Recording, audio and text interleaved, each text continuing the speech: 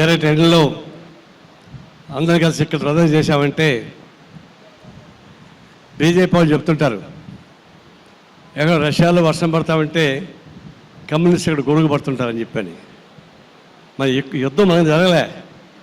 ఎందుకు 1 కోటి మంది ప్రజలు భారతీయులు ప్రపంచం అనేక చోట్ల ఇరుక్కుపోయినారు, ఇబ్బంది పడుతున్నారు. అదే ప్రపంచం మొత్తం మీదుగా ధరలు, గ్యాసు మొత్తం క్రైసిస్ వస్తూ ఉంది. మానవాళి మీద హత్యలు జరుగుతూ ఉన్నాయి. ఇవి చేసినప్పుడు అర్థమవుతుంది ఇంపీరియలిజం యొక్క రాక్షసత్వం ఎట్లా ఉంటుందో. ఇప్పుడు ట్రంప్ యుద్ధం స్టార్ట్ చేశాడు. ఎవరి కోసం స్టార్ట్ చేశాడు? అమెరికా ప్రజల కోసమా, ఇరాక్ కోసమా, లేకపోతే మిగతా దేశాల కోసమా? ఒకటే. ఈరోజు ట్రంప్ యుద్ధం అంటే అమెరికా ప్రజానీకం కోసం కాదు, అమెరికాలో ఉన్నటువంటి కార్పొరేట్ కంపెనీస్ లాభం కోసం తప్ప ఇంకోటి కానే కాదు. యుద్ధం ప్రారంభమైంది. ఆయుధాలు తయారు చేసే వాళ్ళందరూ కూడా ఇప్పటికే $170 బిలియన్ల ఆదాయం పొందేశారు. డబ్బులు ఆయుధాలు అమ్ముతూ ఉన్నారు. దీన్ని బట్టి ఎక్కడ ఆయిల్ ఉందో, ఎక్కడ సంపద ఉందో, ఏ దేశానికి వ్యతిరేకంగా ఉన్నాయో ఆ దేశం మీద దాడి చేస్తూ ఉన్నారు.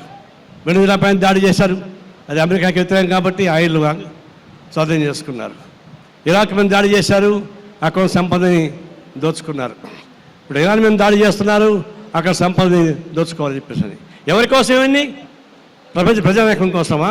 కాదు, అమెరికన్ కార్పొరేట్ కంపెనీస్కి ఊడిగించేసే పద్ధతి జరిగేటువంటి యుద్ధం ఇది. ఈ యుద్ధాన్ని ఆపాల్సిన అవసరం ఉంది. ఇది మన దేశాన్ని కాదు, ప్రపంచం మొత్తం జరుగుతూ ఉంది. దీన్ని మనం చూడాల్సింది ఒకటే, మానవత్వం లేదు. హాస్పిటల్స్ పిల్లలు అటువంటి సంబంధం లేదు, బాంబుని చంపేస్తూ ఉన్నారు. ఇది ప్రపంచంలో జరుగుతున్నటువంటి యుద్ధం అయితే ప్రపంచం పెద్ద దేశం మంది భారతదేశం. ఎంత పెద్ద భారతదేశం, మోడీ ప్రధానమంత్రిగా ఉన్నాడు. ఆయన అంటున్నాడు మనందరం ఐక్యంగా ఉందాం, శాంతియుతంగా ఉందాం అంటున్నాడు. ఇంకోవైపు ఇరాన్తో వాళ్ళతో మాట్లాడడం ట్రై చేస్తున్నాడు.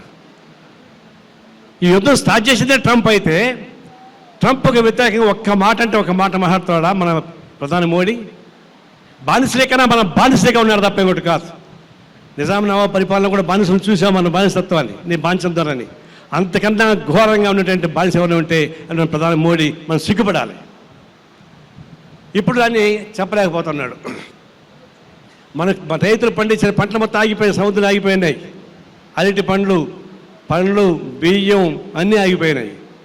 గ్రామీణ ప్రాంతం దెబ్బతిన్నది, పట్టణ ప్రాంతం దెబ్బతిన్నది, పారిశ్రామికలు దెబ్బతింటా ఉన్నాయి, సామాన్య ప్రజలు దెబ్బతింటా ఉన్నారు. ఎక్కడ హోటల్ పోయి భోంచేస్తే గ్యాస్ ధర ఇంత వేస్తూ ఉన్నారు. ఇంత జరుగుతూ ఉంటే ఒక్క మాట అయితే ఒక మాట కూడా ప్రధానమంత్రి మోడీ ట్రంప్ మీరు ఈ యుద్ధం ఆపండి అని ఒక మాట చెప్పలేకుండా పోతానంటే ఇంతకాలం మనుషులు దొరకట్లేదు. మన దేశం అలిగిన దేశం.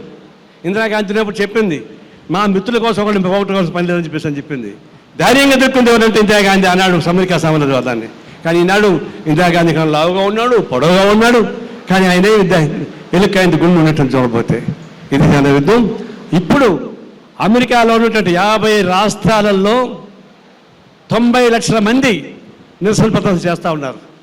ఏమంటే టుడే అమెరికాలో ప్రజలు వ్యతిరేకిస్తూ ఉన్నారు, ప్రపంచం మొత్తం వ్యతిరేకిస్తూ ఉంది. అదేటప్పుడు మోడీ కూడా పిలుపు ఇవ్వాల్సిన అవసరం ఉంది, దీనికి ఒత్తిడి చేయాల్సి ఉంది.